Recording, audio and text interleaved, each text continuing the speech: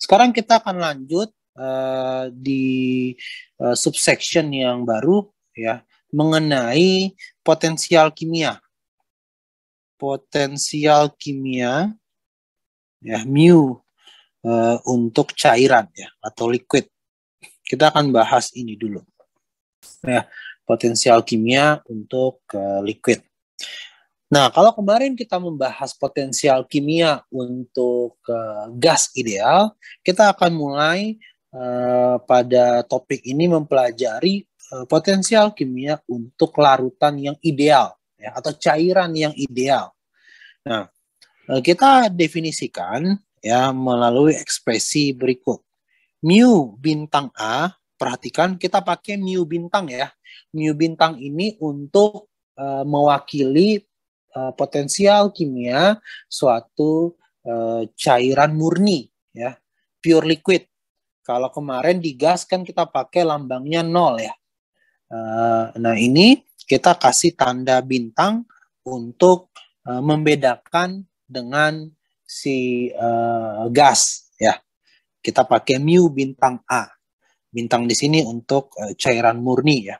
Sama dengan mu 0A ditambah RT ln PA bintang.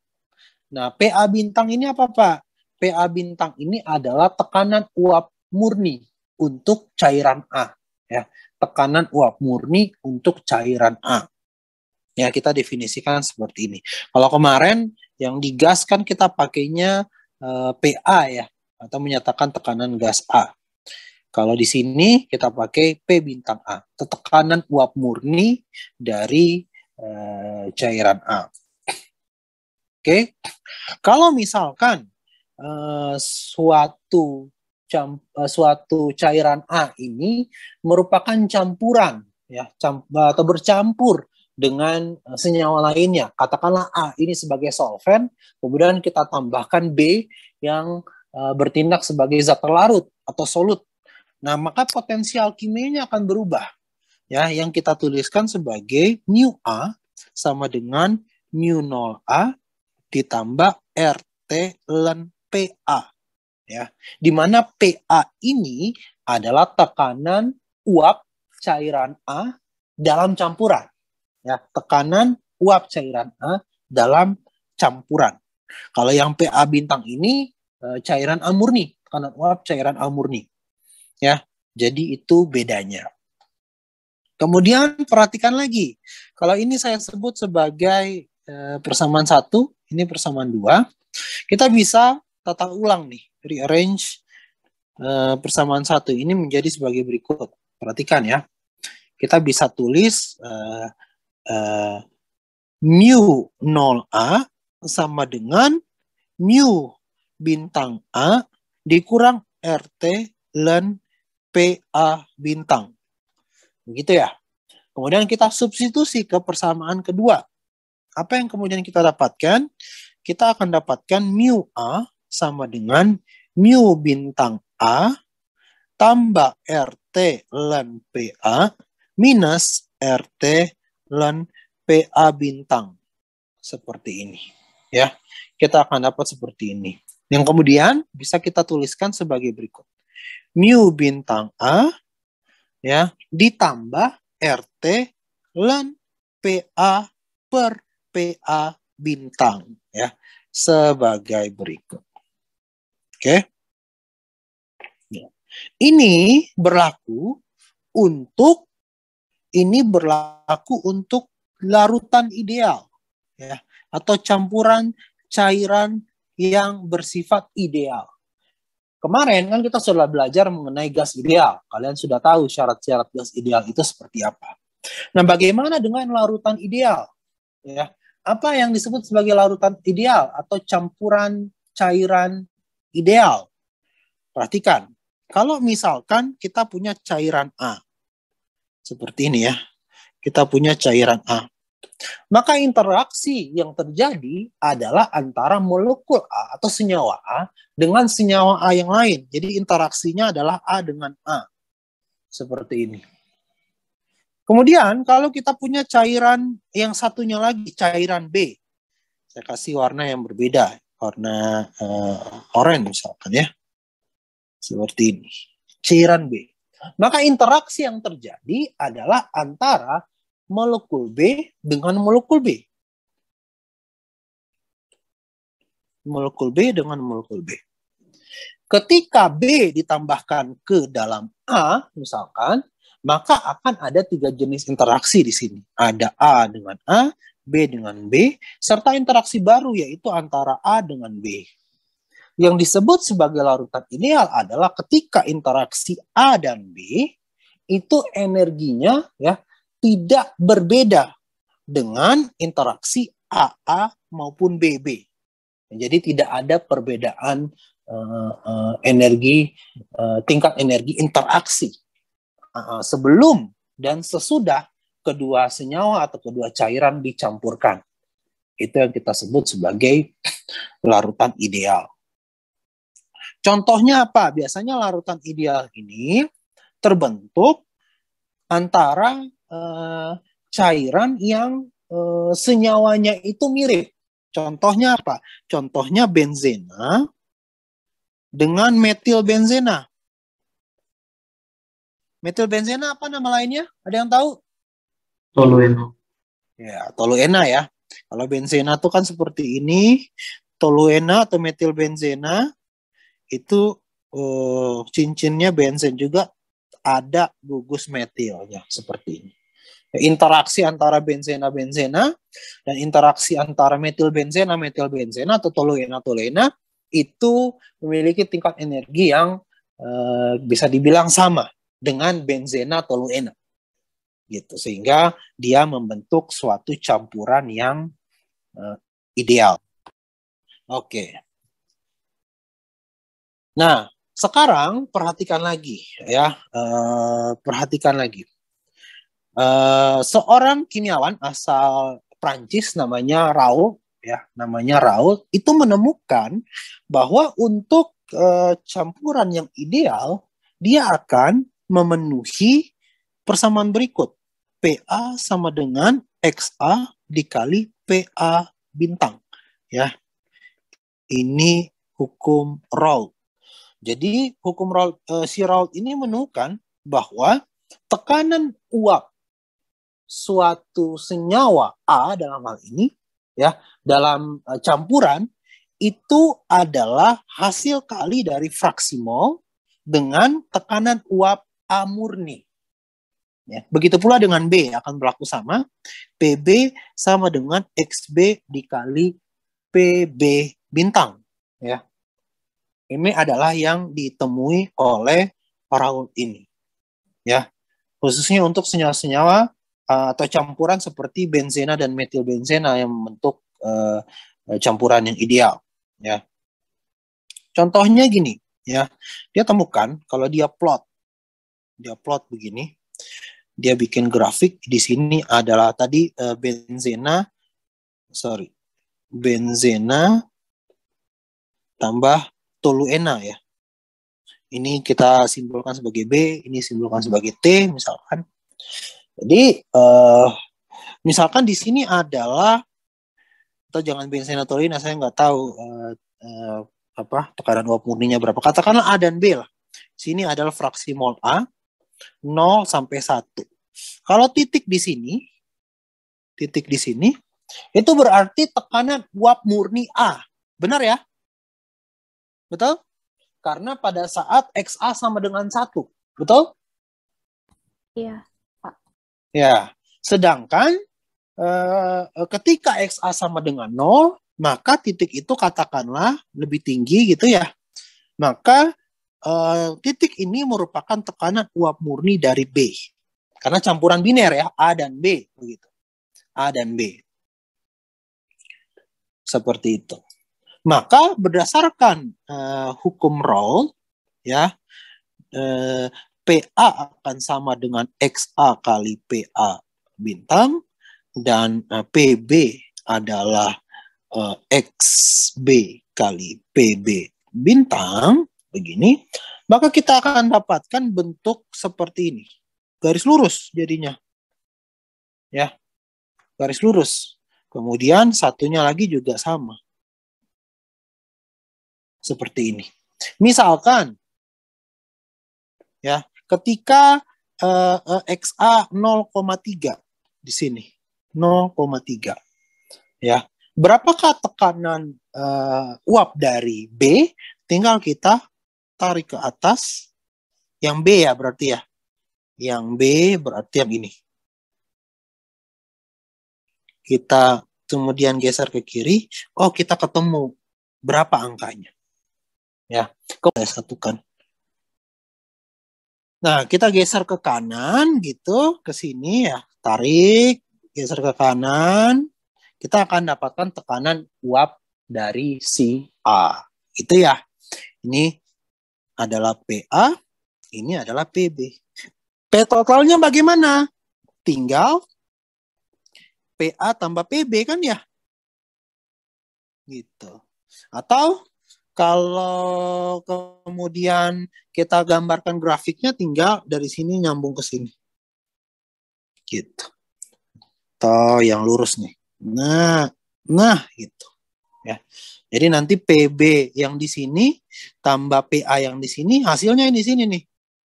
Nih, P total di sini. Ya. Ini kalau campurannya ideal dan mengikuti hukum Raoult. Ya. Dan secara eksperimen memang untuk benzena sama metilbenzena, kalau kita lakukan eksperimen, kita akan dapatkan kurva yang seperti ini ya. Jadi dia lurus. Ya, benar-benar mengikuti hukum Raoult. Kalau kita kembali, perhatikan, kalau kita kembali ke sini, boleh nggak sih PA per PA bintang ini kita tulis sebagai XA? Boleh nggak? Nih, boleh nggak?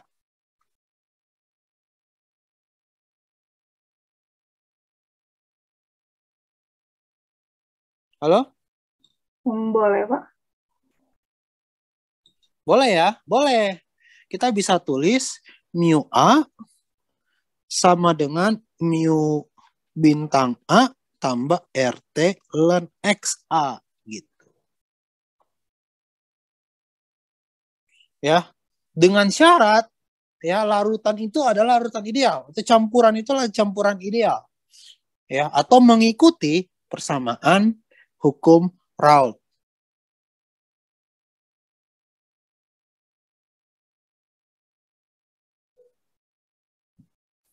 Oke, bisa difahami sampai sini semuanya? Halo? Bisa, Pak. Oke. Nah, sekarang saya mau lanjut ya.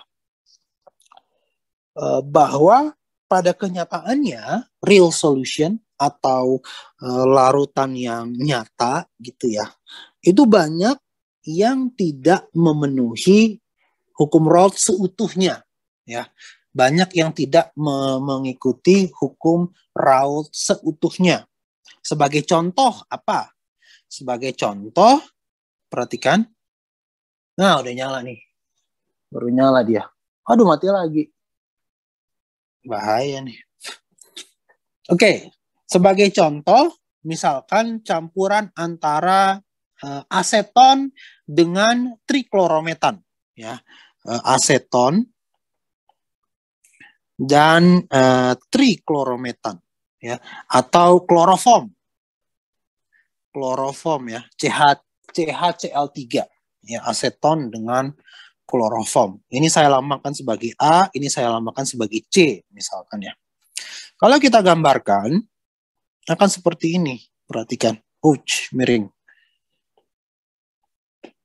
Akan seperti ini. Perhatikan semuanya. Ini adalah katakanlah XC ya. Fraksi mol dari kloroform. 0 sampai 1. Tekanan uap dari kloroform ya, tekanan uap murni dari kloroform itu kira-kira di sini. Kira-kira sekitar 3536 ya, sini. Kemudian tekanan uap murni dari aseton berarti di sebelah kiri ya, mentok sama 0, XC sama dengan 0. Itu sekitar kira-kira 40-an, 45, 46 Ya, ini adalah P bintang C, ini adalah P bintang A. Perhatikan seperti ini. Kalau dia mengikuti hukum Raoult, ya, kalau dia mengikuti hukum Raoult, apa yang terjadi? Kalau mengikuti hukum Raoult, harusnya kurvanya seperti ini, ya, seperti yang tadi sudah kita pelajari, ya. Kalau mengikuti hukum Raoult, ya. Nah, pada kenyataannya ketika dilakukan eksperimen itu tidak seperti ini bentuknya. Ya, tidak seperti ini bentuknya. Bentuknya bagaimana? Bentuknya seperti ini. Perhatikan, saya ganti warna yang biru. Dia akan seperti ini. Nah, belum saya ubah. Nah, dia akan seperti ini kira-kira. Seperti ini ya. Kemudian kalau yang di sini dia akan seperti ini. Nah, gitu. Ya. Jadi ada penyimpangannya. Ya, ada penyimpangannya. Nah, inilah yang kemudian diamati oleh seorang kimiawan dari Inggris namanya Henry, ya, William Henry. Ya, William Henry. Kalian perhatikan pada saat XC fraksi molnya mendekati 1, baru dia memenuhi atau dia sesuai dengan garis hukum Raoult. Benar ya? Kalau dari gambar ini. Betul ya? Kelihatan ya? Yep. Begitu pula dengan yang PA. Perhatikan. Ketika PA-nya sangat besar atau XC-nya sangat kecil, baru tekanan uap A itu mengikuti ya dengan garis hukum Raoult. Nah, ini yang kemudian diamati oleh Henry, ya.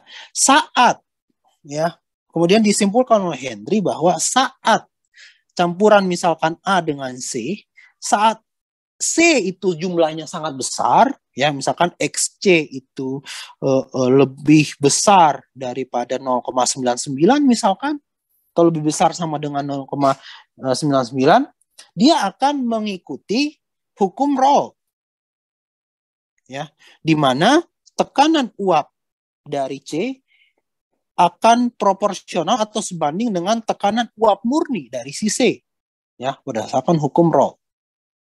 Tapi sebaliknya, ketika XC-nya itu sangat besar, ya sangat dominan misalkan, maka XA-nya itu kan jumlahnya akan sangat sedikit, ya. XA itu jumlahnya sangat sedikit, lebih kurang kurang dari sama dengan 0,01. Dia tidak akan, tekanan uap A tidak akan proporsional dengan tekanan uap murni dari A, tapi akan proporsional dengan suatu konstanta yang disebut sebagai konstanta Henry. Jadi PA akan sama dengan, maaf di sini saya salah ya, di sini harusnya PC, XC ya. PA akan sama dengan XA dikali KA, ya, di mana KA ini adalah konstanta Henry, ya, satuannya adalah satuan tekanan ya, pressure ya, karena XA itu fraksi mol sifatnya dimensionless atau tidak bersatuan, ya, ini Henry. Jadi si Henry menemukan bahwa untuk senyawa, untuk campuran-campuran lain yang tidak ideal seperti tadi benzena dan metilbenzena, ya contohnya aseton sama kloroform, senyawa yang punya jumlah dominan dialah atau yang bertindak sebagai solvent lah ya katakan, dia akan mengikuti hukum Raoult. Sedangkan sebaliknya, ya, senyawa lain yang jumlahnya sangat sedikit yang bertindak sebagai zat terlarut yang jumlahnya sangat kecil gitu, dia akan mengikuti hukum Henry, di mana PA sama dengan XA kali KA. Gitu. Ya. Nah, bagaimana Pak kita bisa menghitung nilai KA ini? Ya, misalkan bagaimana Pak kita bisa menghitung nilai KA atau KC? Ya.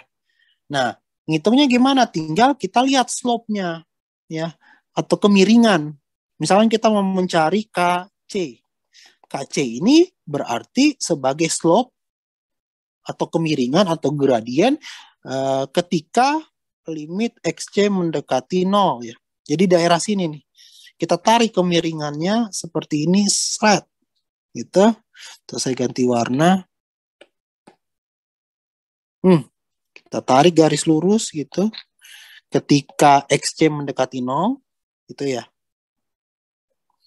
Nah, inilah kemiringan inilah, slope inilah yang kemudian merupakan ini DY, ini DX, kan kalian bisa hitung nanti slope-nya sebagai DY per DX. Slope itulah yang merupakan KC, ya, atau konstanta Henry. Kalau untuk KA gimana, Pak? KA kan berarti slope yang ini ya. Slope yang ini, KA. KA berarti slope yang ini nih. Sret, gitu kira-kira ya. Kira-kira gitulah. Nah, kemiringan inilah yang kemudian kalian dapatkan sebagai KA. Itu. Bisa dipahami semuanya sampai sini?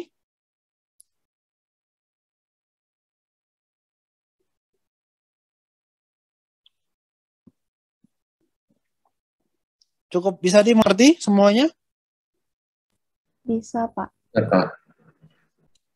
Oke, kalau gitu saya mau kasih kalian soal ya. Misalkan gini, saya punya soal, perhatikan. Ada data data sebagai berikut. Campuran antara HCl dengan germanium chloride ya. Tapi dalam fasa liquidnya ya, GeCl4 yang fasanya liquid. Ya, mereka dicampur kemudian pada suhu 300 Kelvin gitu ya. Kemudian diukur tekanan parsial dari HCl ya. Mereka punya data seperti ini. X HCl sama P HCl. Satuannya adalah kilopascal. Ya. Cuma 3 data. Ini XHCl-nya itu 0,005, 0,012, ini 0,019. PHCl-nya 32, 76,9 sama 121,8. Nah, coba kalian tentukan konstanta Henry-nya. Coba tentukan konstanta Henry pada suhu 300 Kelvin ini. Coba silahkan.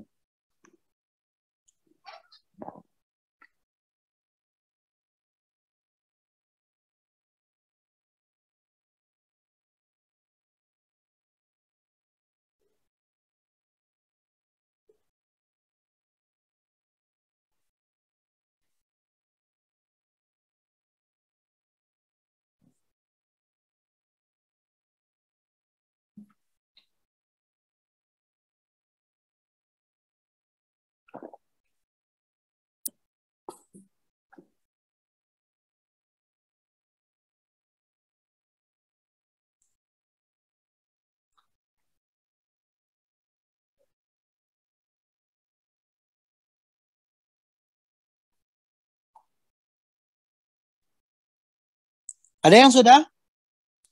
Saya coba ini deh, login juga pakai handphone supaya saya bisa lihat kalian.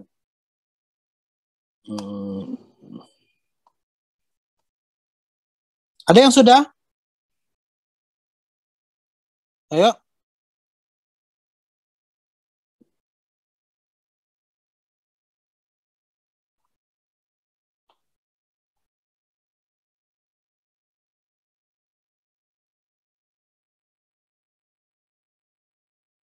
Ada yang sudah? Loh, belum ada. Belum Pak, ini lagi kerjain. Oke. Pak, ini diregresi atau gimana? Pak? Coba pikirin dulu. Siapa nih? Michelle. Menurut kamu gimana? Ini kan memang kalau kamu lihat konstanta Henry ini maupun Raoult ya, bentuknya kan memang harus linear ya. Benar kan? Iya, Bapak. Sok, coba dihitung dulu. Dapatnya berapa?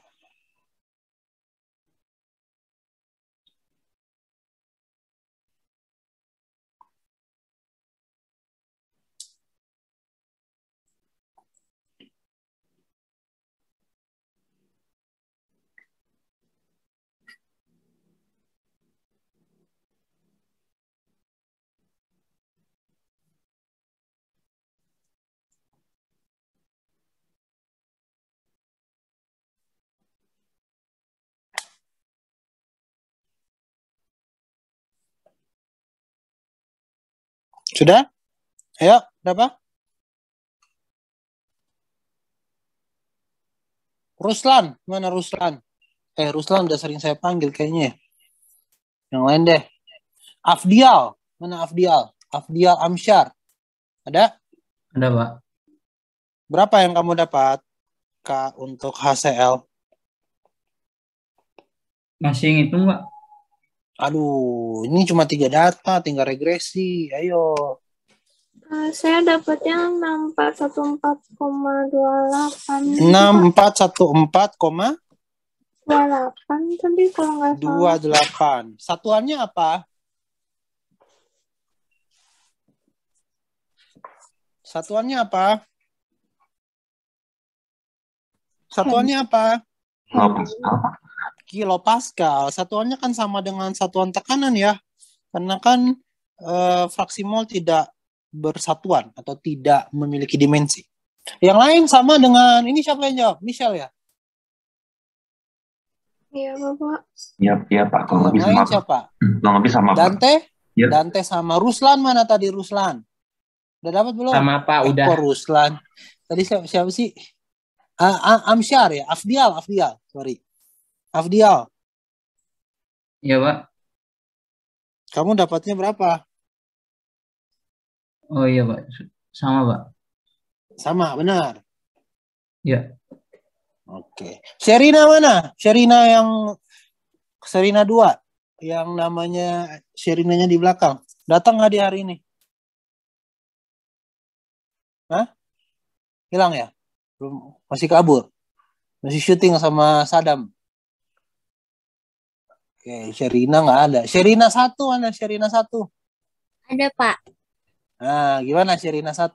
Aku juga sama, Pak. 641. Sama ya? Ya. Oke. Nggak lagi syuting kan Sherina? Enggak, Pak. Aman, Pak. Oh, lagi nggak. Oke, kalau gitu bisa ya. Ya saya anggap benar ya. Saya juga nggak tahu. Saya belum hitung juga. Hah? Kenapa? Mau nanya, Pak. Iya. Kan tadi Bapak bilang kalau itu kurang dari sama dengan 0,01 baru mengikuti konstanta Henry. Enggak, itu ini aja salah satu angka yang saya pakai untuk menunjukkan Henry itu berlaku pada angka yang sangat kecil gitu. Ya, angka sangat kecilnya ini bukan berarti hanya 0,01 ya, bisa juga 0,02. Ada juga yang bahkan misalkan sampai 0,05. Ini hanya untuk menunjukkan bahwa dalam satu campuran Henry itu berlaku pada low concentration ya, konsentrasi yang sangat kecil gitu. Oke? Oke, Pak. Tapi kalau parameter kecilnya itu mulai dari angka berapa? Nah, bagus, pertanyaannya bagus. Parameter angka kecil itu dari berapa, Pak? Oke, pintar. Sekarang untuk menjawab pertanyaan itu, saya mau kalian kerjakan soal ini. Ini siapa yang bertanya? Sebenarnya saya mau ke situ. Ini siapa yang bertanya? Kesya, Pak. Kesya. Oke, bagus Kesya. Sebenarnya setelah soal ini saya mau ke situ. Nah, sekarang ada soal lain. Ya, campuran antara aseton dengan yang tadi ya, aseton dengan si triklorometan atau kloroform lah. Ya. Kloroform. Ada data sebagai berikut, XC atau fraksi mol dari kloroform, kemudian PC tekanan uap kloroform satuannya kPa, itu juga PA satuannya kPa. Ya, ada data seperti ini, ada data 0, 0,2, 0,6, 0,8 sama 1. Ya, PC-nya 0, 4,7, 11, 18,9. 0, 4,7, 11, 18,9. Kemudian 0, 0, oh sorry. Kelewat. Ini 0,2, 0,4, 0,6, 0,8, 1. 26,7, 36,4. Kalau PA 46,3, 33,3, 23,3, 12,3, 4,9, 0. Nah, pertanyaannya adalah coba kalian tentukan konstanta Henry ya untuk C dan juga untuk A. Sok, coba.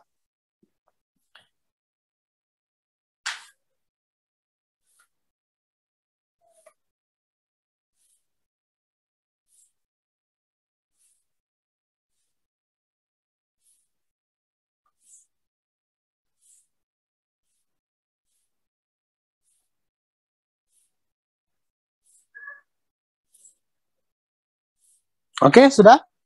Kesia?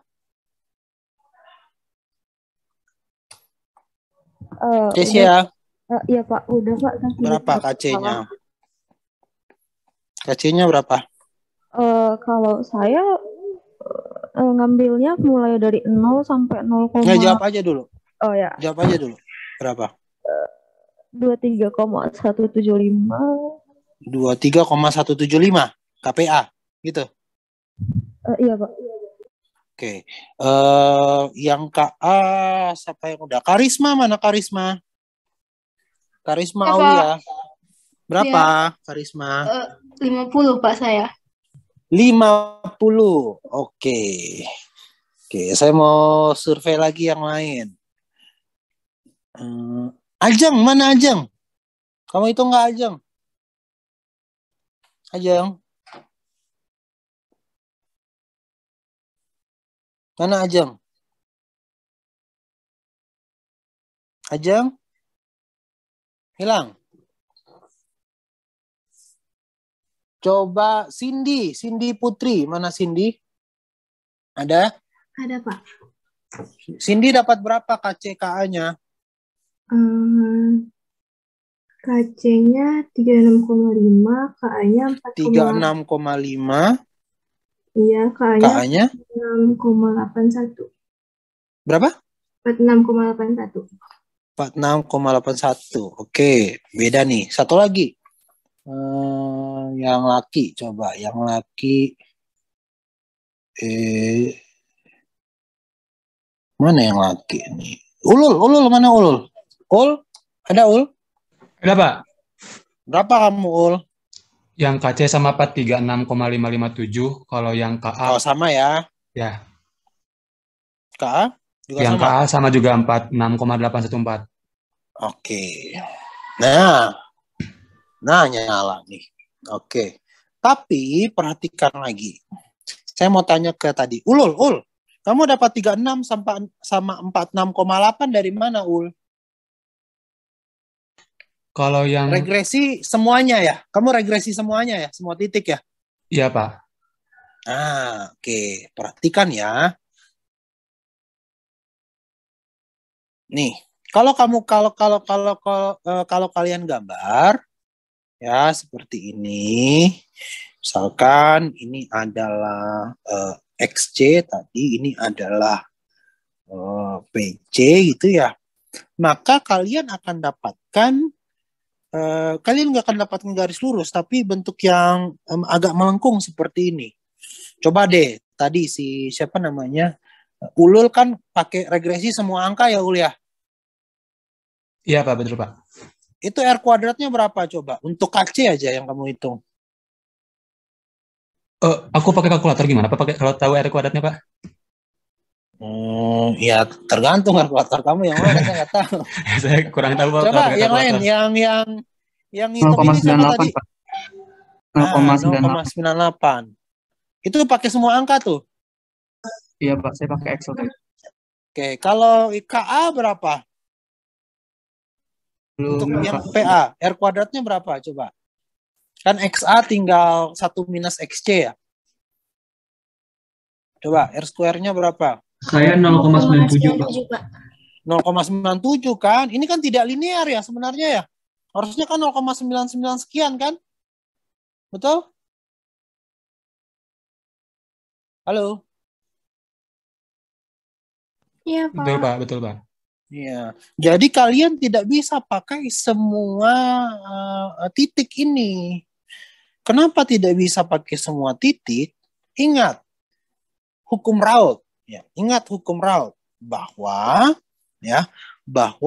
atau hukum Henry ya, bahwa kan kalian mencari konstanta Henry, bahwa konstanta Henry itu bisa kalian cari untuk daerah yang misalkan untuk C berarti untuk daerah di mana konsentrasi C itu sangat kecil ya. Tadi kan saya bilang saat limit XC mendekati 0 kan ya gradiennya ya. Sehingga yang harus kalian lakukan bagaimana? Kalau kalian menggambar manual, ini kan kalian harus menggambar sebenarnya ya, membuat kurva ya. Kalian udah pernah tahu kertas milimeter blok nggak? Tahu? Ada yang tahu? Oh, Pak.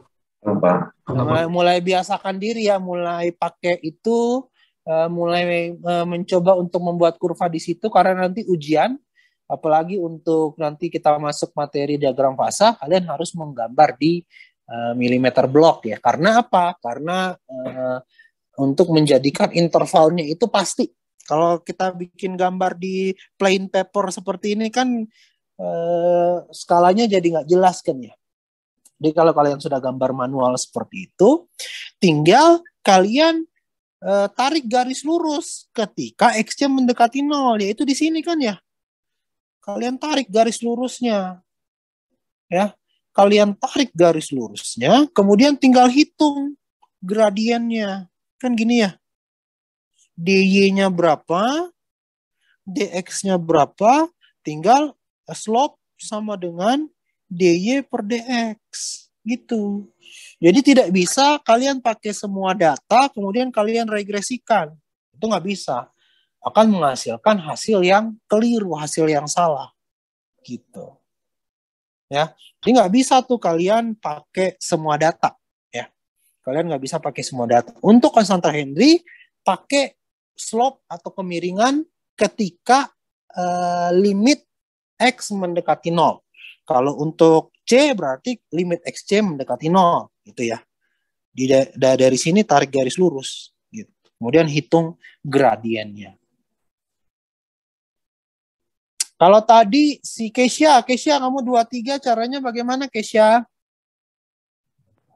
Saya ngambil data mulai dari 0 sampai 0,8 sih, Pak. 0 sampai 0,8 yang ini. Iya. Ini. Iya.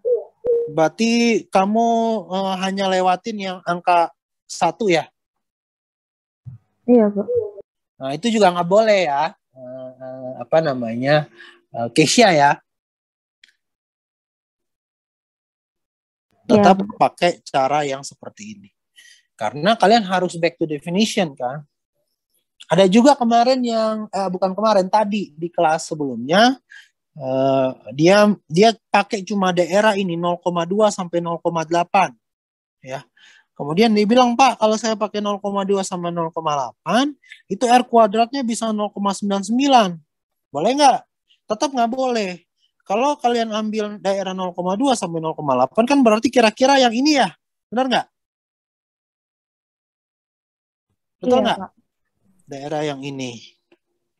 Kemudian, sebentar. Kemudian kalau daerah ini kalian ambil gradiennya nanti kan kemiringannya akan berbeda lagi ya. Dan tidak sesuai dengan asumsi hukum Henry. Harus pada daerah low concentration. Limit X mendekati 0. Gitu. Bisa difahami?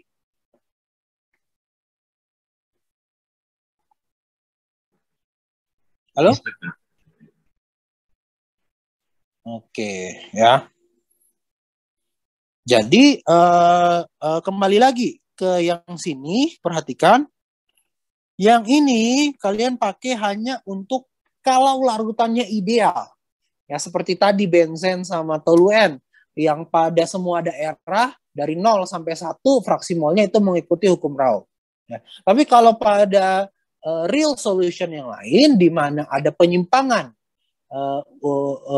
pada senyawa yang jumlahnya sangat kecil, di mana dia mengikuti hukum Henry, kalian tidak bisa pakai yang ini ya. Pakainya yang bagaimana Pak? Ya yang ini. Ya. Jadi nggak bisa kalian pakai PA per PA bintang sama dengan fraksi mol A. Nggak bisa. Karena ini hanya berlaku untuk larutan ideal atau yang mengikuti hukum Raoult. Kalau Henry nggak bisa. Harus hitung PA-nya sendiri, terus harus tahu PA bintangnya. Begitu. Jadi terjawab ya pertanyaan Kesya ya dengan soal ini ya. Cari tahu sekecil apa tuh Pak, bagaimana ya dari hasil eksperimen seperti ini. Oke Kesya, bisa dimengerti? Terjawab pertanyaan kamu tadi? Sebenarnya masih agak bingung Pak. Jadi itu tadi diambil dari angka berapa sampai berapa ya Pak? Nggak diambil dari angka berapa sampai angka berapa. Karena kalau diambil angka berapa sampai angka berapa, itu kan kamu akan lakukan regresi ya, Kesya ya. Benar nggak? Ya, Sedangkan data yang tersedia, intervalnya kan besar, 0,2 nih. Benar nggak? Iya Pak. Jadi kamu hanya hubungkan titik-titik yang tadi, kamu hubungkan titik-titik tadi menjadi suatu kurva yang bentuknya melengkung seperti ini kan nanti. Karena R kuadratnya kan tidak 0,99. Ya. Nah, kemudian di daerah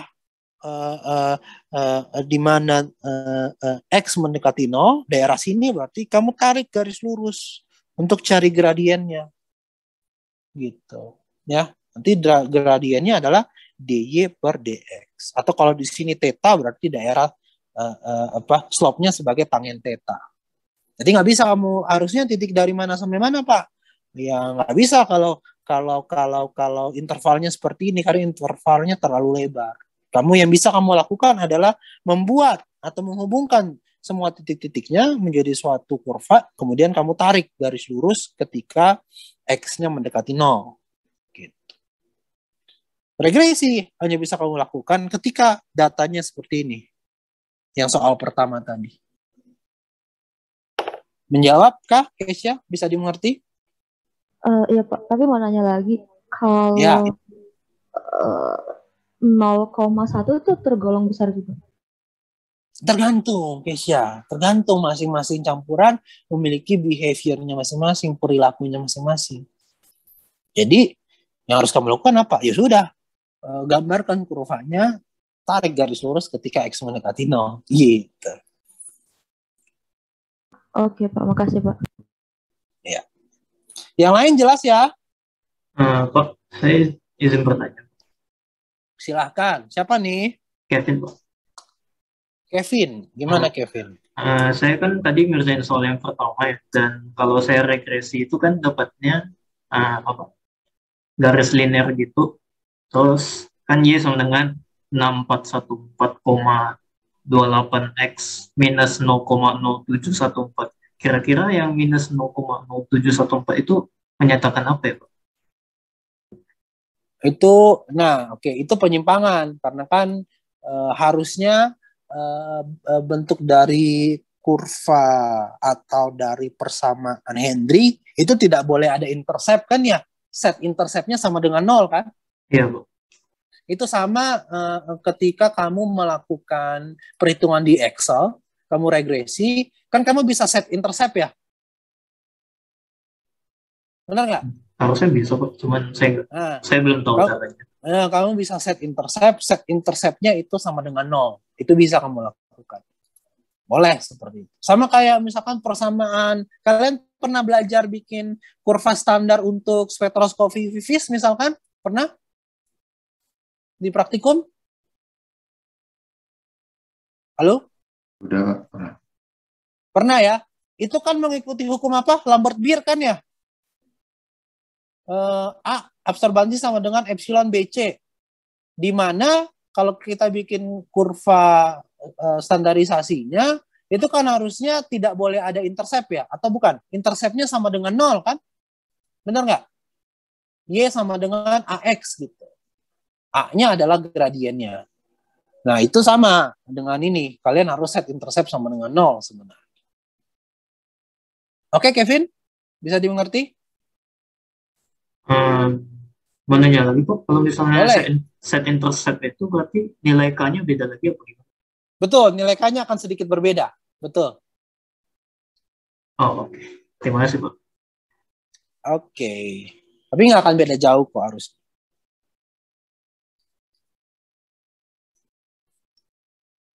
Oke, ada pertanyaan lain sebelum kita lanjut?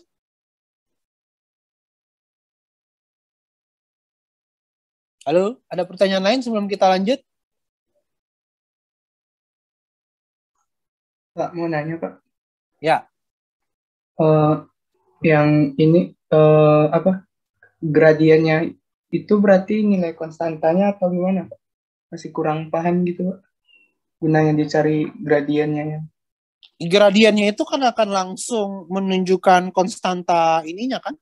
Oh, Konstanta Henry-nya kan? Kan P sama dengan tadi PA. PA sama dengan XA kali kali KA kan ya? Kan kamu plot ini PA misalkan terhadap XA. Slope-nya kan berarti langsung KA kan? Oke, Pak. Makasih, Pak. Bisa difahami? Bisa, Pak. Oke, lanjut kalau gitu. Sebelum kita lanjut, ada pertanyaan lagi?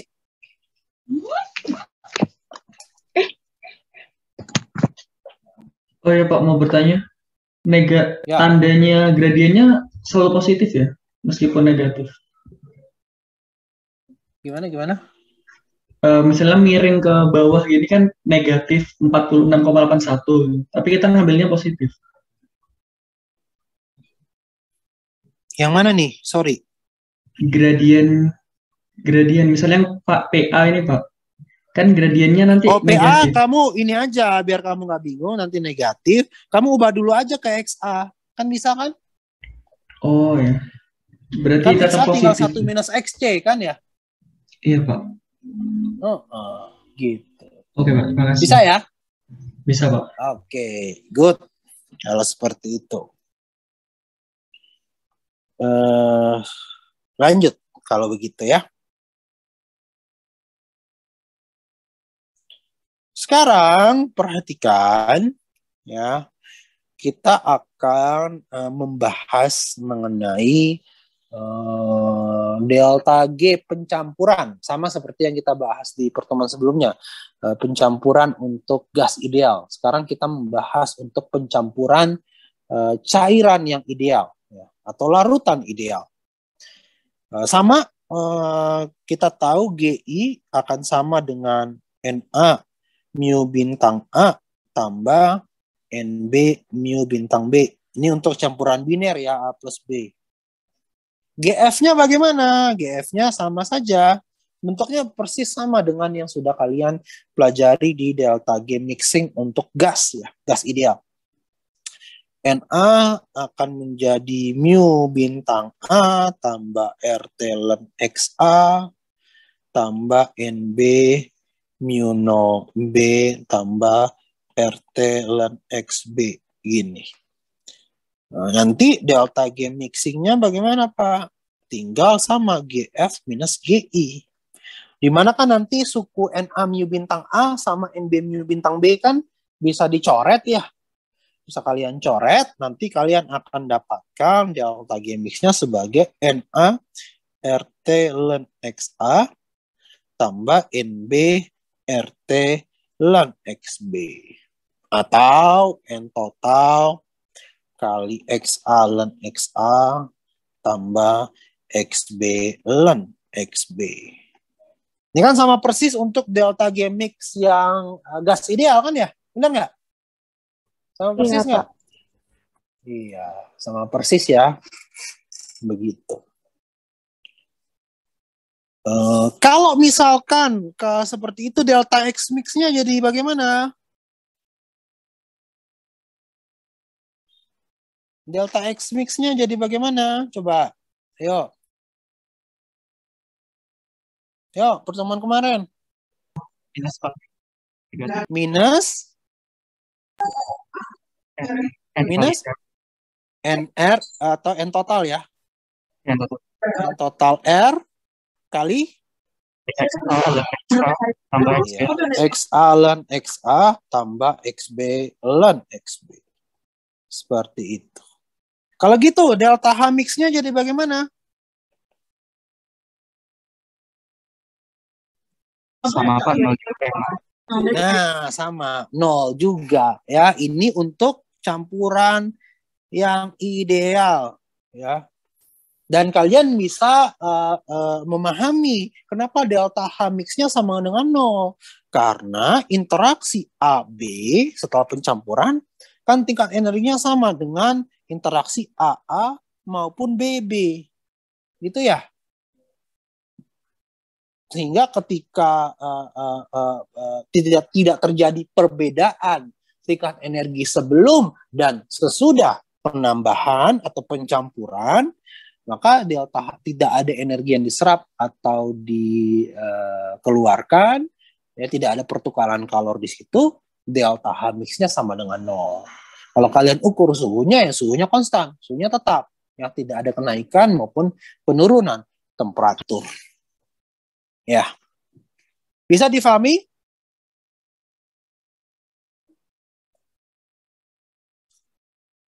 Bisa dipahami sampai sini?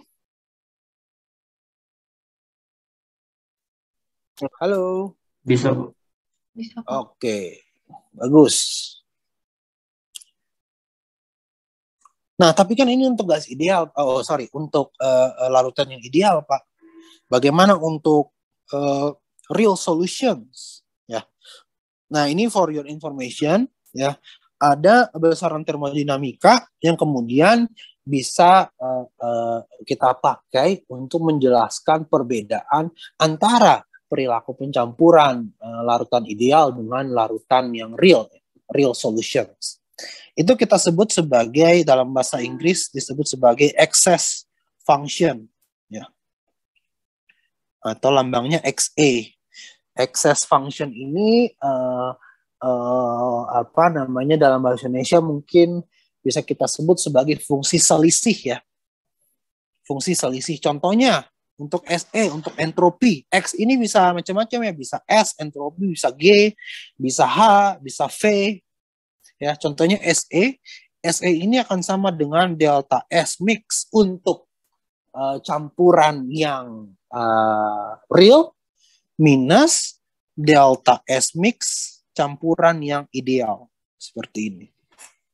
Jadi kalau SE-nya atau selisihnya makin besar, entah itu makin negatif atau makin positif, either way, kalau nilai SE makin besar, maka akan makin menyimpang dari keadaan yang ideal. Ya, akan makin menyimpang dari keadaan yang ideal. Ini gunanya si excess function ini. Makin besar nilainya, makin menyimpang dari keadaan ideal. Menyimpang ini bisa makin positif atau makin negatif.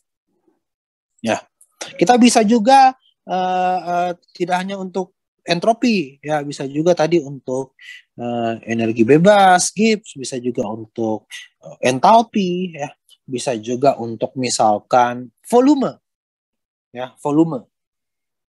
Misalkan gini, saya punya senyawa tetrakloroetena.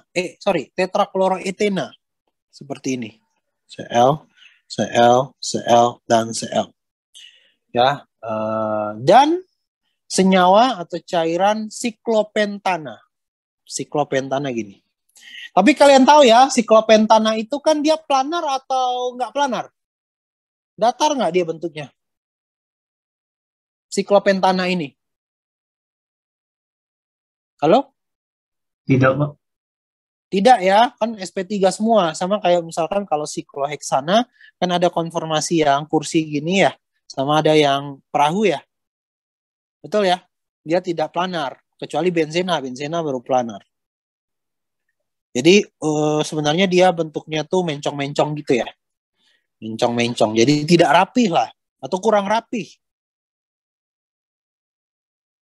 Ini lebih rapih. Kenapa? Ukurannya kecil dan dia planar. Ya, karbonnya kan sp2. Sehingga secara susunannya dia akan lebih rapih ya daripada susunan siklopentana ini. Nah, perhatikan ketika cairan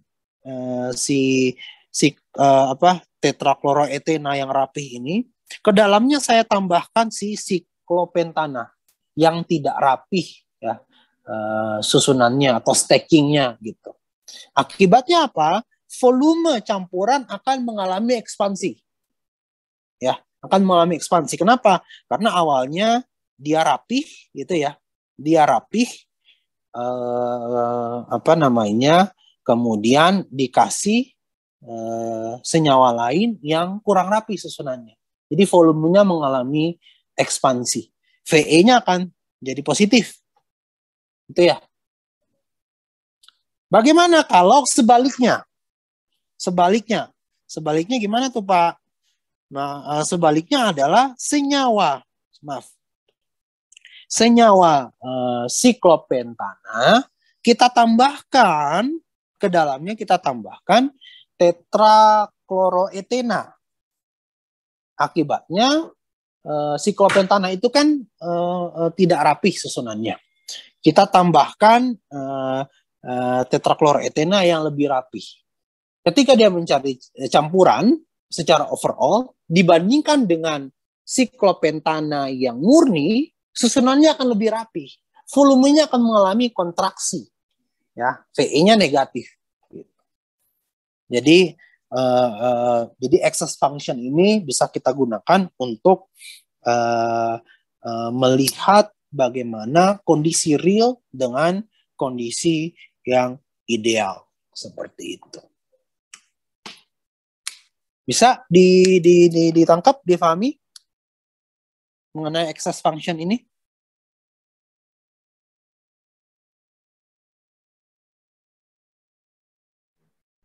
Halo? Bisa ya?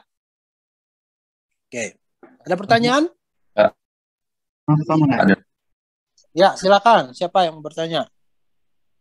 Farhanuddin. Kenapa Farhanuddin? Angkat tangan. Itu kan tadi berdasarkan rapikannya Pak. Kalau berdasarkan nilainya gitu bisa dihitung nggak sih delta S fix ya? Bisa kita pakai. Karena sebenarnya V itu kan akan sejalan ya dengan entropi ya. Umumnya volume makin besar, entropi kan juga makin besar ya. Farhanuddin ya. Tapi tadi saya pakai contoh yang volume aja biar lebih mudah. Oke? Oke Pak, mantap. Makasih Pak. Sip. Oke, kalau tidak ada pertanyaan, masih ada pertanyaan sebelum kita lanjut? Oke, sekarang kita lanjut. Saya mau membahas mengenai selanjutnya adalah sifat koligatif. Sifat koligatif. Nah, coba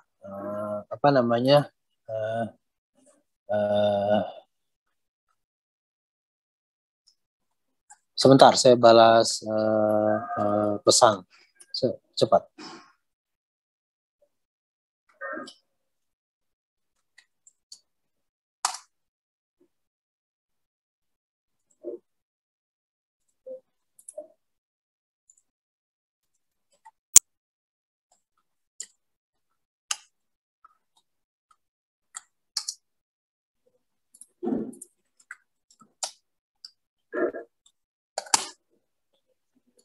Oke, kita lanjut. Saya mau bertanya ke Salsa Zahra. Ada Salsa? Salsa Zahra ada? Halo Pak. Oke, Salsa. Sifat koligatif itu apa? Sifat larutan yang dipengaruhi sama jumlah zat terlarut, Pak? Yang dipengaruhi sama jumlah zat. Dipengaruhi oleh identitas nggak? Bergantung pada jenis senyawanya nggak? Menurut saya Atau hanya pada jumlah saja? Jumlahnya aja. Oke, hanya bergantung pada jumlahnya saja. Good. Coba Almilatus, mana? Hadir, Pak. Kamu panggilnya apa, Mila ya? Iya, boleh, Pak. Oke, Mila, saya mau nanya Mila. Ada berapa aja sih sifat koligatif itu yang kamu tahu? Saya misalnya ada tekanan uap, terus Tekanan uap, oke. Penurunan tekanan uap ya? iya penurunan tekanan uap, terus kenaikan titik didih. Kenaikan titik didih, terus?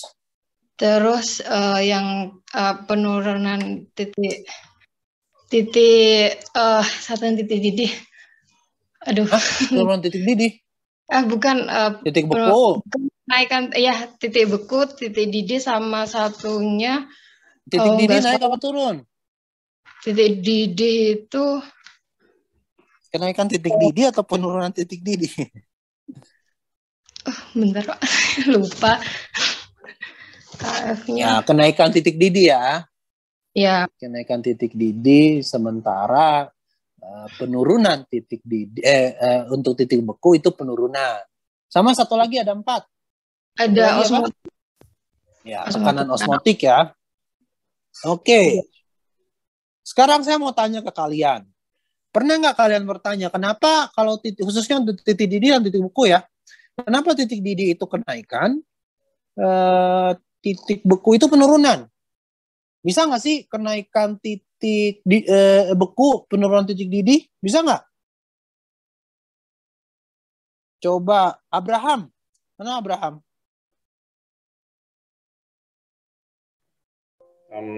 Abraham? Iya Pak, halo. Ya, kenapa?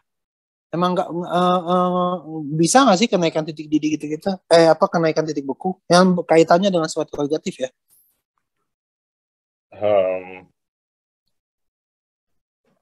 Kayaknya. Kenapa? Kenapa hanya kenaikan titik didih, penurunan titik beku? Kayaknya bisa sih Pak menurut saya. Apa?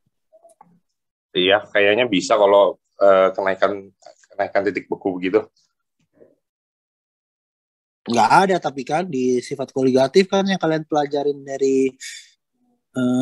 dari dulu di kimia dasar juga titik didih kenaikan kan ya, kaitannya dengan sifat koligatif ya. Iya Pak. Oke, coba saya tanya Odi, mana Odi? Epaphroditus. Odi? Iya Pak. Di, kenapa Di kenaikan titik didih aja Di? Bukan penurunan titik didih. Ya kalau yang saya ingatnya di modul Odi ini dulu Ico bukan sih? Odi, saya kayaknya lupa ingat. Benar nggak? Ya ikut patasnya aja sih Pak, nggak sampai Iconya. Yang pernah saya ajarin dulu kan? Iya Pak. Harusnya kamu ingat nih, dulu saya pernah ajarin tuh. Ada hubungannya sama miunya gitu gak sih Pak? Kayak tuh udah mulai kelihatan, tapi lupa ya? Iya, samar-samar ya? Ingat grafiknya doang Pak, yang turun gitu. Oke. Sekarang kalian semua perhatikan ya. Kita bisa menjelaskan sifat koligatif ya, khususnya untuk kenaikan titik didih dan penurunan titik beku ya. Secara termodinamika ya, dan juga menjelaskan kenapa nanti kalau kalian belajar di kimia dasar langsung pakai ya kenaikan titik didih kalian bilang sebagai delta TB. Delta TB adalah KB kali M, benar ya? Delta TF itu KF kali M, langsung pakai kan dulu di kimia dasar, benar ya? Iya Pak. Iya Pak. Langsung pakai, tapi kan kalian nggak pernah tahu ini asalnya dari mana tiba-tiba KB sama KF ini. Kita akan jawab sekarang.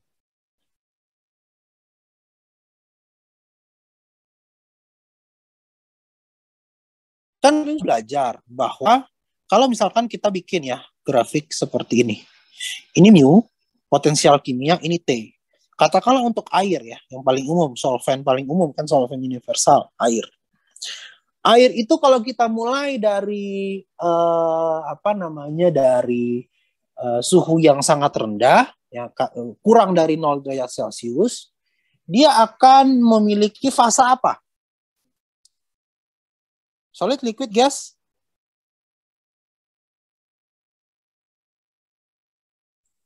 Halo? Solid, Pak.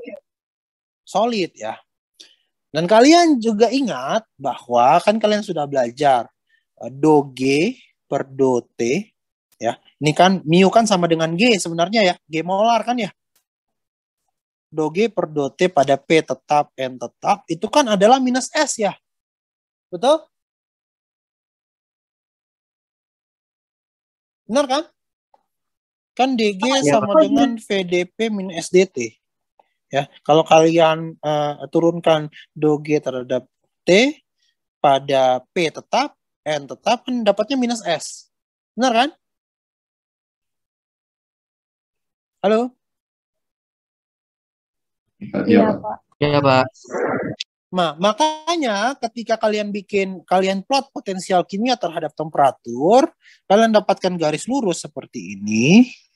Kemiringannya sebenarnya adalah kemiringannya adalah entropi kan ya? Betul? Nih, dari sini. Delta S-nya kan negatif, makanya mengarahnya ke bawah.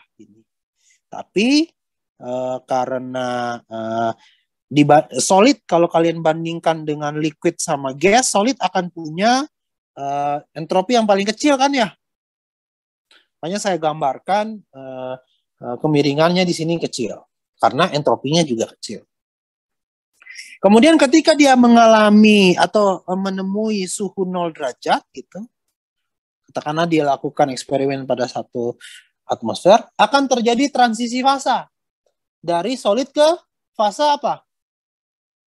Dari solid ke liquid. Ketika menjadi liquid, entropinya meningkat nggak? Meningkat kan? Jadi begini, seret. Itu ya, lebih miring. Ketika sampai di 0 derajat, 100 derajat Celcius, dia mengalami transisi fase lagi dari liquid ke gas. Gas akan memiliki entropi yang jauh lebih besar lagi kan dibandingkan dengan solid dan liquid. Betul nggak? Betul, Pak. Jadinya makin miring lagi gini, seret gitu. Nah, kalian perhatikan daerah yang liquid nih di sini. Solid, liquid, gas. Ya. Perhatikan ya. Kalian tahu untuk liquid tadi kita sudah belajar bahwa mu sebentar.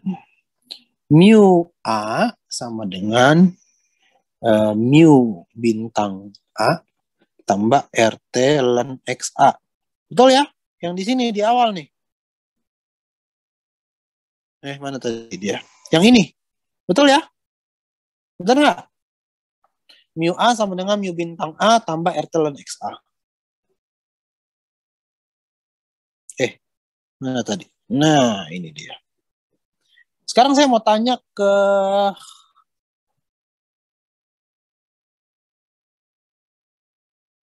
Doni. Jangan. Elsa. Ada Elsa? Elsa. XA ini mungkin nggak nilainya lebih dari 1, Elsa? Enggak, Pak. Hah? Enggak kan, Pak? Tidak mungkin, ya. Sehingga ln XA atau RT ln XA ini nilainya pasti positif atau pasti negatif? Pasti negatif, Pak. Pasti negatif kan ya, kurang dari 0. Pasti negatif. Sehingga potensial kimia suatu larutan dibandingkan dengan senyawa murninya atau pelarut murninya pasti akan lebih rendah karena fraksi ini pasti selalu bernilai negatif. Benar nggak? Iya, Pak. Halo, Elsa? Iya, Pak. Halo. Suara saya kecil ya, Pak? Iya, Hah? Pak. Iya, Pak. Paham nggak? Paham. Oke, yang lain paham? Paham, paham. Oke. Konsekuensinya adalah, perhatikan, karena kan di sini tadi untuk air murni, ya. Kalau air dikasih suatu zat terlarut lainnya, potensial kimianya akan turun menjadi seperti ini. Seret. Kan potensial kimianya turun. Sehingga perpotongan untuk transisi dari solid ke liquid, yaitu titik beku, akan geser ke kiri kan ya? Benar nggak? Akan selalu geser ke kiri. Ini awalnya TF menjadi TF aksen misalkan. Betul ya? Sedangkan untuk transisi dari liquid ke gas, yakni titik didih, pasti selalu geser ke kanan. Ini TB menjadi TB aksen misalkan. Sehingga titik didih selalu naik, titik beku selalu turun. Gitu penjelasannya. Bisa difahami semuanya?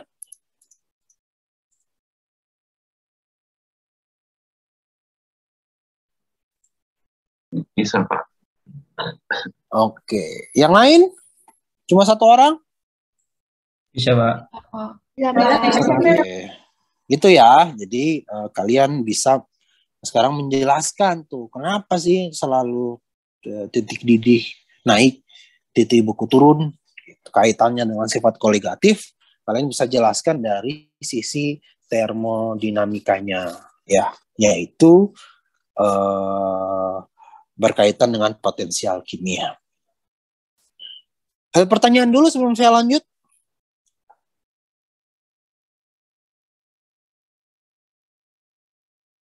Ada pertanyaan dulu sebelum saya lanjut? Halo?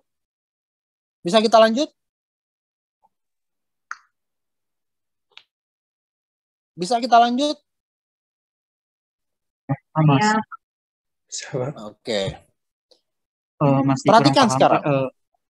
Yang mana? Sok, silakan. Yang apa namanya? Kalau ditambahin zat terlarut, kenapa tadi jadi bergeser gitu? Karena ini kan. Ketika kamu tambahkan zat terlarut, berarti nilai XA ini kan nggak mungkin lebih dari 1 ya. Kan fraksimal nggak mungkin lebih dari 1. Benar? Iya, Pak. Kalau nggak mungkin lebih dari 1, selalu kurang dari 1, otomatis ln XA itu kan akan selalu bernilai negatif ya. Siapa yang bertanya ini namanya? Farhanuddin. Ya. XA selalu negatif, sedangkan RT selalu positif. Ya, positif kali negatif kan selalu negatif. Berarti nilai ini pasti akan selalu negatif kan? Farhanuddin? Iya, Pak.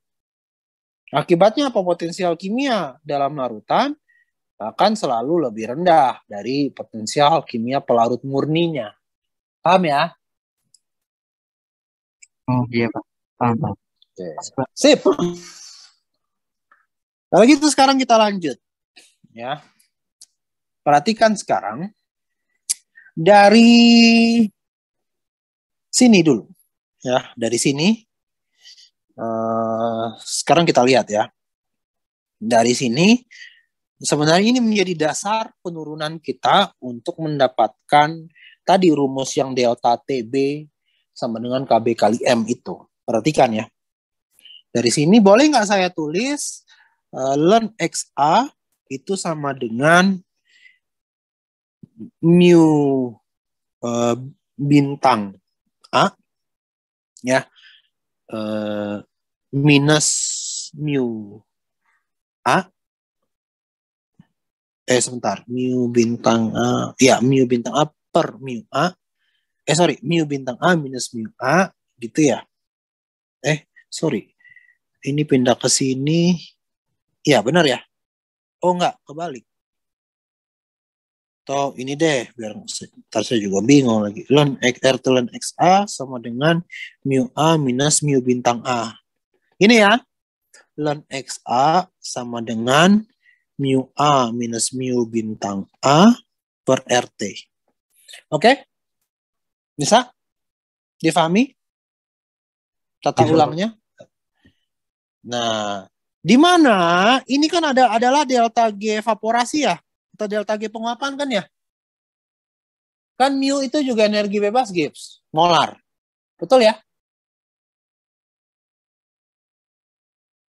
Ya, ini misalkan dalam fase gas, ini fase liquid. Gas, liquid. Boleh seperti itu. Ini selisihnya akan menjadi delta G evaporasi atau delta G penguapan. Ya. Seperti itu. Per RT. Kita akan dapatkan ln XA menjadi delta G evaporasi per RT. Delta G penguapan per RT. Kalau kedua sisi sama-sama saya turunkan terhadap temperatur, maka saya akan dapatkan D ln XA per DT, perhatikan, sama dengan 1/R kali D, ya, delta G Vap per T per DT. Materi sebelum UTS yang mungkin akan diujikan di pertemuan besok. Kalian masih ingat persamaan Gibbs-Helmholtz? Masih ingat? Pernah dengar? Paling tidak. Halo? Pernah, Pak. Ya, ada diajarin harusnya ya, sebelumnya ya, di pertemuan sebelum UTS ya, bahwa apa? Kalau kita persamaan fundamental dari Gibbs-Helmholtz kan adalah begini. Do G per T per do T ya pada P tetap sama dengan apa? Minus H per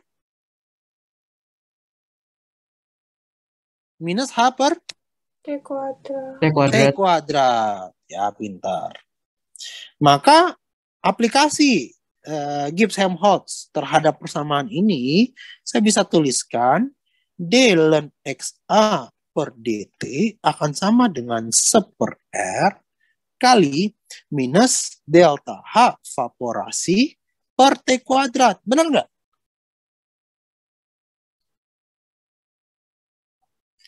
Benar, Pak.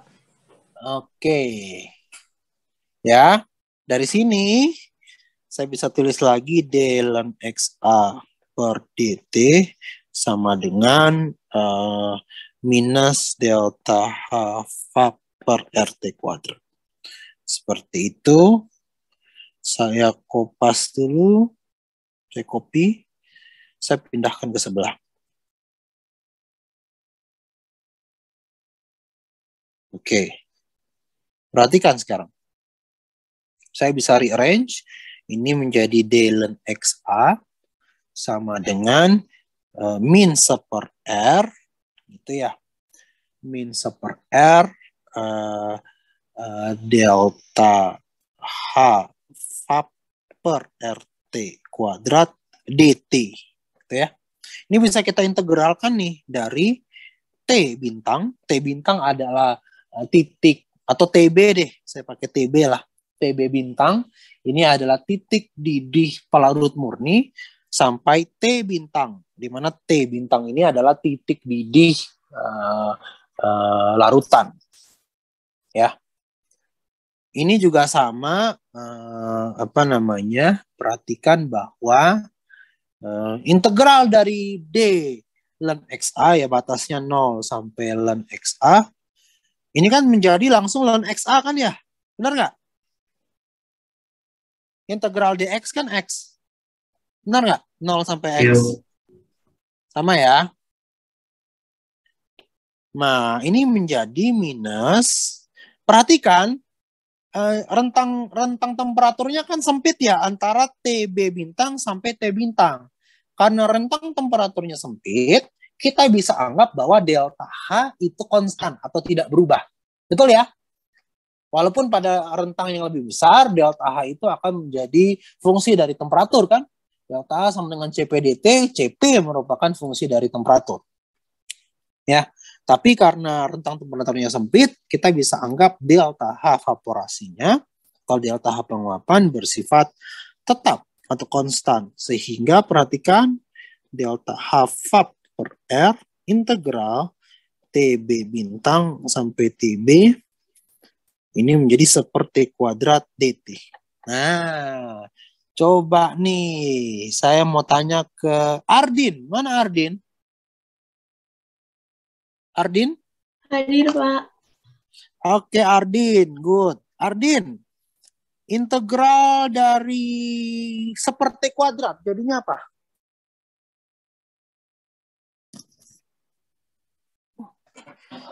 Integral seperti kuadrat apa?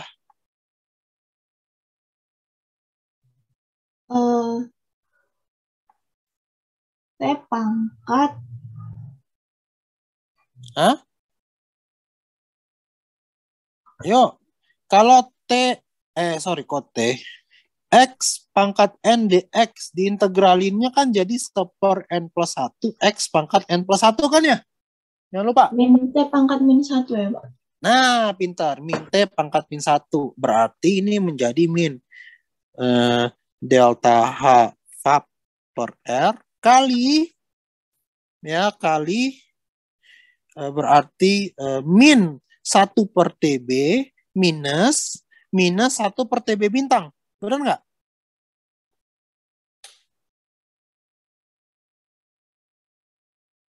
Benar nggak? Yang lain? Iya, Pak.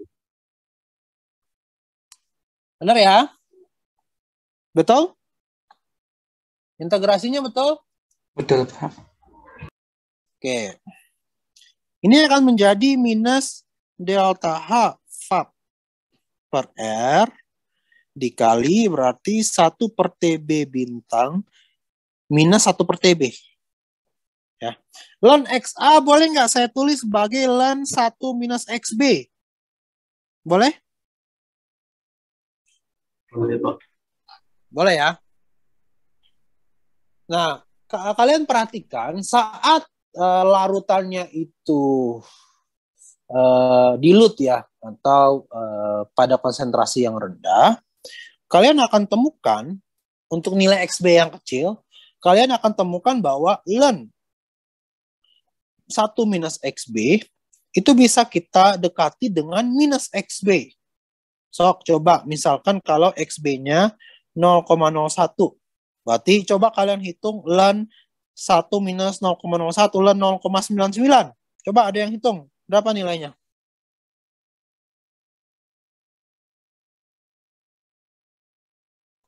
Minus 0,01, Pak. Nah, minus 0,01 kan? Benar ya berarti ini ya. Oke? Halo? Oke, Pak.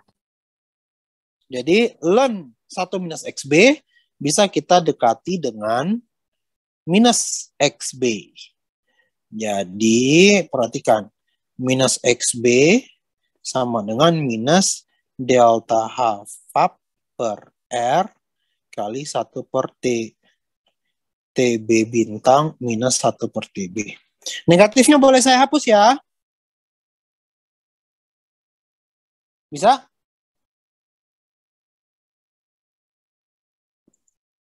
Halo? Bisa, Pak.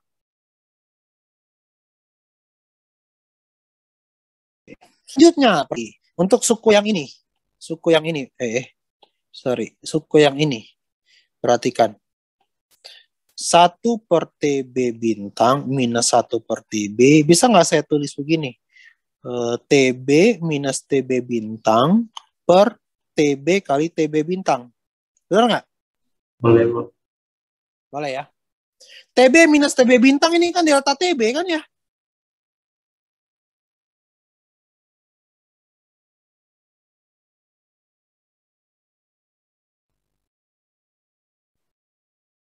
Benar nggak? TB minus TB bintang. Titik di larutan minus titik di larut murni itu delta TB kan ya? Betul?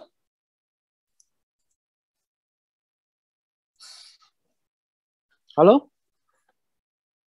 Betul, Pak. Yang lain? Cuma satu orang? Betul, Pak. Betul, Pak. Oke.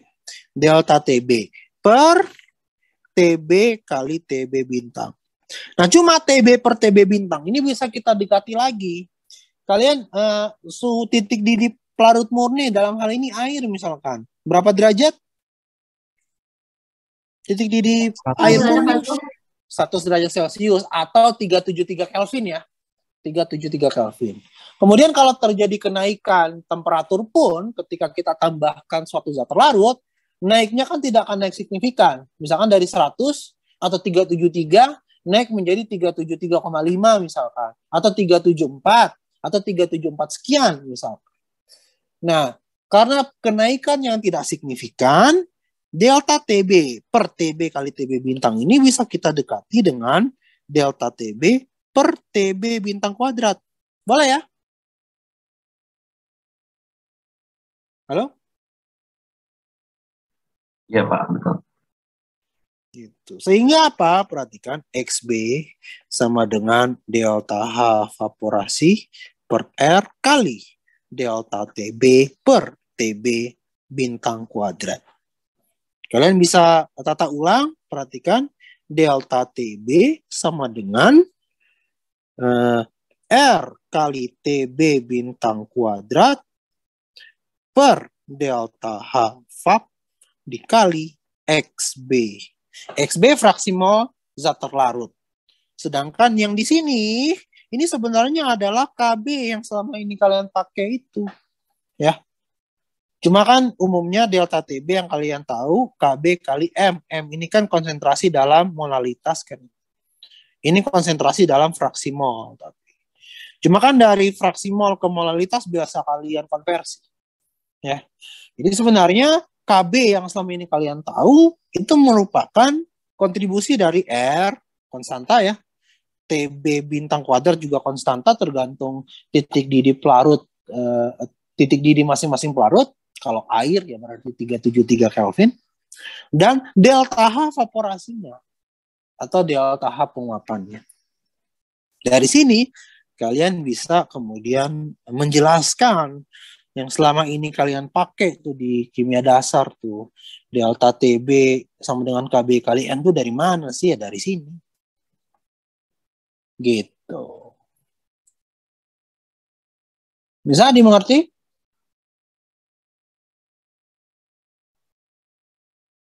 Bisa, Pak. Saya, ntar kalau di ujian ditanyain bisa ya? Kalau ditanyain. Oke, harus bisa ya dari sini. Dari pelajaran hari ini, kuliah hari ini, kalian bisa sekarang menjelaskan secara termodinamika itu kenapa sifat koligatif itu titik didihnya naik, titik bukunya turun. Terus perhitungannya yang delta TB sama dengan KB kali M itu dari mana? Gitu ya, dari sini. Oke, ada pertanyaan?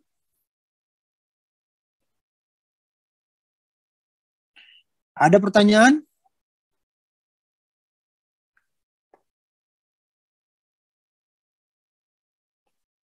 Ada pertanyaan dulu sampai sini?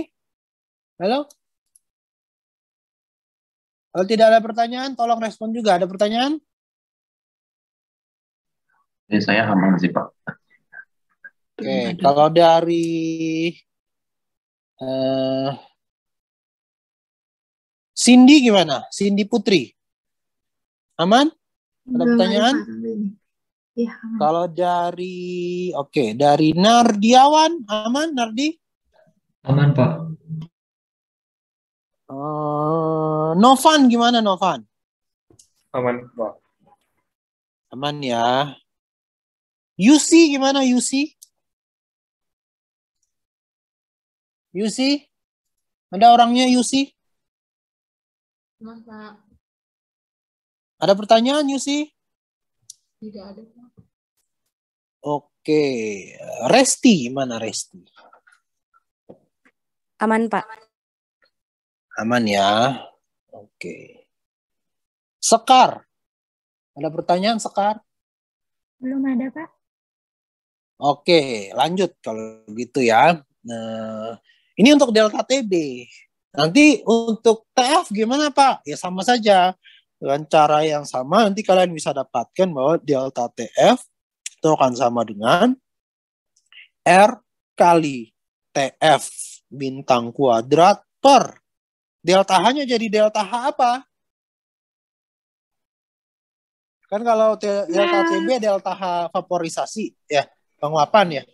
Kalau untuk delta TF, delta H-nya delta H apa? Melting. Hah? Yang M itu Bapak. Melting. Iya. Bukan melting ya, fusion. Atau freezing. Kalau melting, ya sama besarannya, tapi kan beda tanda. Nanti tandanya jadi berubah. Benar nggak? Iya, Bapak. Ya, delta H adalah seperti ini. Ya. Fusion, karena kalau pembekuan itu endotermik apa eksotermik ya? Melepaskan atau menyerap kalor pembekuan? Nyerap, Pak. Menyerap kalor ya. Pembekuan menyerap kalor? Untuk membeku menyerap kalor apa melepaskan kalor? Bukannya lepas. Melepaskan ya. Harus melepaskan kalor. R ini kan positif, pasti positif. Ini pasti positif. Delta TF kan negatif nilainya. Kan penurunan titik beku. Delta H-nya harus negatif kan, yang eksotermik. Dikali dengan XB. XB kan juga positif ya, nggak mungkin negatif. Gitu. Titiknya. Tuh. Ini untuk delta TF.